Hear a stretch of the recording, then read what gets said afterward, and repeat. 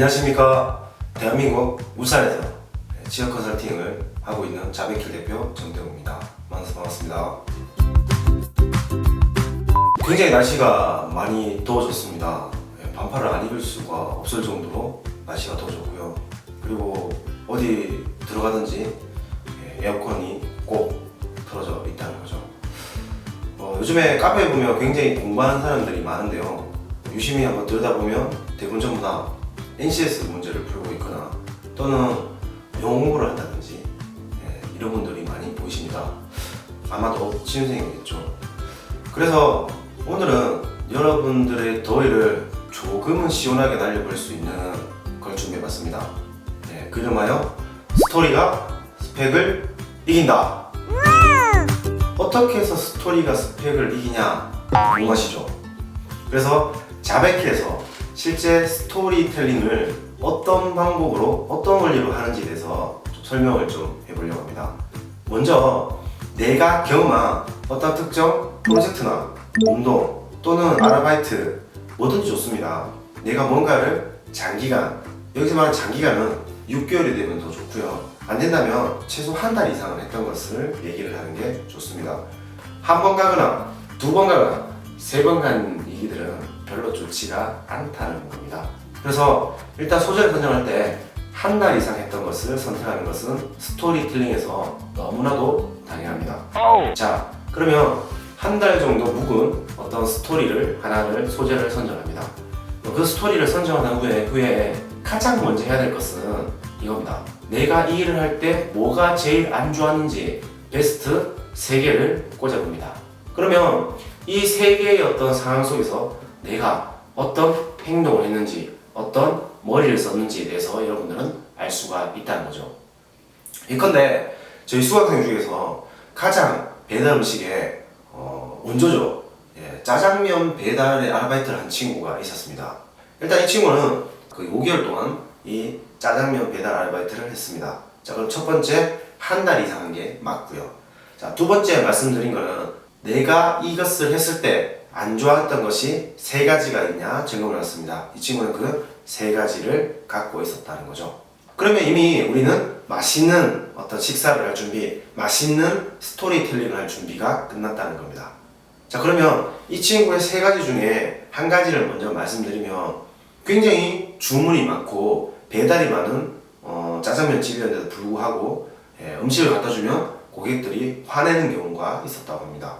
그 이유는 늦게 갖다 줬기 때문에 화가 났다는 것인데요. 장사가 잘 되다 보니까 굉장히 많은 주문이 있기 때문에 늦게 갖다 줄 경우도 종종 발생했다는 거죠. 네? 그러면 너가 그게 나빴으면 분명히 그것을 좋게 만들려고 어떠한 행동을 했을 텐데 그게 뭐가 있니? 라고 제가 물어봤다는 거죠. 그래서 그 친구가 하는 말이 이렇게 지도가 있어요. 배달 아르바이트를 하려면 지도가 있고 그 지도에 집원이 일일이 세세하게 다 적혀 있다는 거죠. 그래서 내가 그 A 지점에 가기 위해서 어떤 식으로 내가 가는지를 먼저 그려보고 또 다른 길이 어떻게 갈 수 있는지를 한번 확인을 해봤다고 합니다.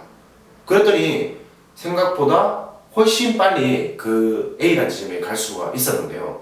이 친구는 이렇게 A 지점은 다시 한 번 더 음식을 시키게 되기 때문에 다시 똑같은 속도가 아닌 더 빠른 속도로 갖다 줄 수 있었고 또 그릇을 찾을 때는 그야 똑같은 경로로 돌아왔기 때문에 다음 배달의 어떤 그런 딜레이 된 부분들이 좋아졌다고 합니다. 이뿐만 아닙니다. 배달을 받고 짜장면을 먹기 위해서 기다리는 사람들이 친절하게 대하기보다는 뭔가 약간 여기 놔두세요, 저기 놔두세요, 이렇게 하세요, 저렇게 하세요, 왜 단무지를 안 가져왔어요, 더 많이 안 가져왔어요, 또는 고춧가루는 왜 빼먹었어요, 우리 군만두를 시켰는데 왜 빠져먹었어요, 이런 말들을 한다는 거죠. 그때마다 나는 배달하는 사람인데 왜 나한테 그걸 뭐라고 하지? 라고 생각을 했다는 거죠. 그게 너무 안 좋았다고 하는 거예요. 그래서 이 친구가 계속 일을 하다 보니까 왜 이게 늦게 나오는지, 왜 이걸 안 가져가야 되는지, 왜 이거를 메뉴 주문을 했는데 똑바로 안 되는지에 대해서 생각을 해보니까 주문 받는 사람들은 주문을 많이 받다 보니까 실수가 있었다는 거죠. 그래서 이 친구가 한 행동은 이겁니다. 나가기 전에 주문사항을 한 번 더 확인했고요. 혹시나 내가 배달을 갔던 곳이면 이 집에 시켜먹는 스타일과 다를 때는 다시 한 번 더 주문을 받는 사장님이나 또는 주문을 받는 사람한테 물어봤다는 거죠. 이 친구는 두 가지를 꽂았습니다. 그 첫 번째는 지도에 그림을 다시 그려본 거고요. 두 번째는 물어봤다는 겁니다. 너 우리 회사 왜 지원했냐? 네, 저는 제품을 생산하고 그리고 이게 고객이 갔을 때 어떠한 부분들이 만족스럽게 해야 되는 것과 그리고 나아가 이 고객을 계속 저희 회사의 충성 고객으로 만드는 방법을 누구보다 잘 알고 있기 때문에 지원하였습니다. 예컨대 저는 짜장면 배달 아르바이트를 6개월 동안 한 적이 있습니다. 그 당시에 처음에는 배달을 하거나 그릇을 찾아오는 것이 전부였는데요. 그때마다 고객들은 저한테 화를 내거나 가져온 물건들이 빠졌다고 꾸중을 일쑤였습니다. 처음에는 투덜투덜댔지만 여기에 대해서 다시 한 번 더 생각을 하게 되면서 두 가지를 배울 수 있었는데요. 첫 번째는 공부하는 것이고 두 번째는 물어보는 것이었습니다. 특히 지도에 내가 가는 경로를 한 번 더 표시해보고 좀 더 효율적으로 가는 길을 찾아본 것과 고객이 혹시나 빠뜨렸다고 혼을 내는 이런 경우에는 그 고객을 기억해놨다가 단골 고객인 같은 경우에는 주문을 받은 사람에게 한 번 더 물어보는 것을 했습니다. 그 결과 고객한테 혼날 일도 줄었고요. 더욱더 그들의 입장에서 생각할수록 신속한 배달과 맛있는 저희 음식을 제공할 수 있었다는 것입니다. 제가 지금 한 생산 원리 또한 다르지 않다고 생각합니다. 제가 만든 제품이 고객에게 가는 과정에서 가장 중요하다고 생각을 갖고 고객이 쓴다면 과연 어떤 생각을 가지고 우리 회사에 대한 이미지 그리고 다음에 재구매는 어떻게 이어질지에 대한 이런 생각들과 마음가짐으로 일을 해보겠습니다 라고 했다는 거죠. 그랬더니 면접관이 짜장면 배달한 거를 왜 얘기하냐 라고 얘기를 했습니다. 면접을 보는 이 학생은 네, 제가 해본 일 중에 재료를 수급하고 직접 제조하고 고객이 먹고 고객이 만지고 고객이 받아서 만족하는 것을 처음으로 본 것이고 그것이 가장 기억에 남고 제가 했던 일이기 때문에 말씀을 드렸습니다. 그 면접관이 웃었다고 하죠. 실제로 이 친구는 이렇게 해서 합격을 했습니다. 스토리가 스펙을 이기는 것은 굉장히 간단합니다. 여러분들이 어떠한 상황 속에서 나의 행동이 되고 이 행동들은 내 가치관이 됩니다. 스토리가 스펙을 이기냐고요?